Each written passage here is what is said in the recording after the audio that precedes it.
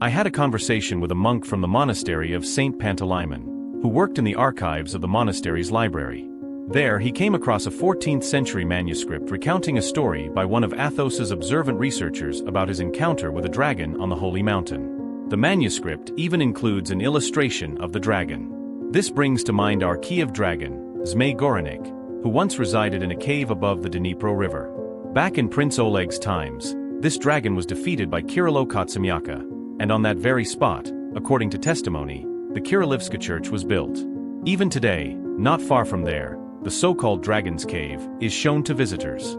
Another intriguing note about Mount Athos: after a forest fire, monks discovered a giant snake, an anaconda, measuring 28 meters in length. Such a creature could easily swallow a wild boar. The untouched nature of Mount Athos, its cliffs, and sea caves hide extraordinary secrets. One such mystery continues to attract pilgrims to the Lavra of Athanasius the Great.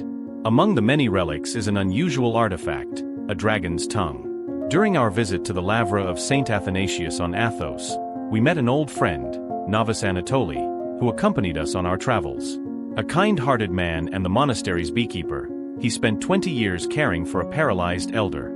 The elder, Ephraim, had an extraordinary gift for prayer. When someone came to him with an ailment, he would take his prayer rope, say the Jesus prayer, and the pain would disappear. Whether it was a headache or a toothache, the pain vanished as if by hand. Elder Ephraim prayed ceaselessly and had immense spiritual strength. Novice Anatoly told us about an incident from the 9th century when the monks of the Lavra frequently complained about suffering from snakes. Those who worked in the vineyards or gardens faced particular danger.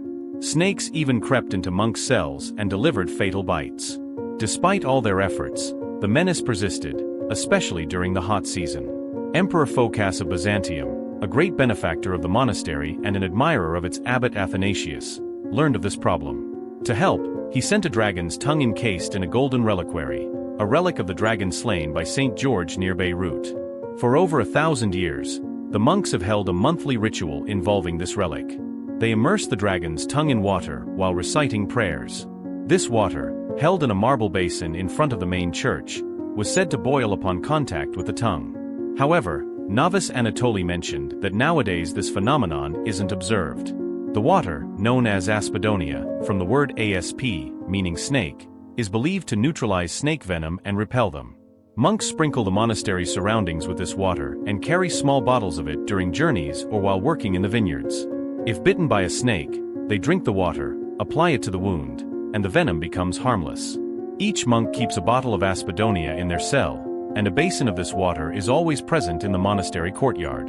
Novice Anatoly showed us the large basin and allowed us to take some Aspidonia. He also shared a story about 3 wealthy tourists who visited Athos. They were not particularly religious and, after consuming alcohol, started making noise. The monk Athanasius decided to accommodate them in his own cell rather than the guest house to avoid further issues. Despite drinking more alcohol, the tourists remained sober. Amazed, they asked the monk what was happening to them, as they felt unusually clear-headed. The monk noticed an empty bottle of Aspidonia among the icons and asked if they drank from it. They admitted they had, not knowing its significance. The monk explained that this water neutralizes toxins in the body, including alcohol's effects.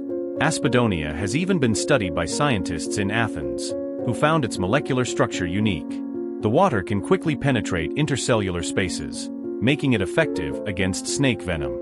Now, a bottle of Aspidonia sits in my Kiev cell, stored carefully for emergencies, whether for venomous snakes or other serpentine adversities. From the summit of Mount Athos, the view is like holding the whole world in your hand. The weather is beautiful. Clouds like white horses gallop across the sky. Somewhere in the distance, the sea glimmers, with a boat cutting through its surface. Peace reigns, as if sorrow has no place in this white world. My gaze soars beyond the horizon, and my soul takes flight, diving like a falcon among the rocks, reaching the caves of the ascetics, through the stony paths, up to the cypress trees towering over St. Pantaleimon's monastery.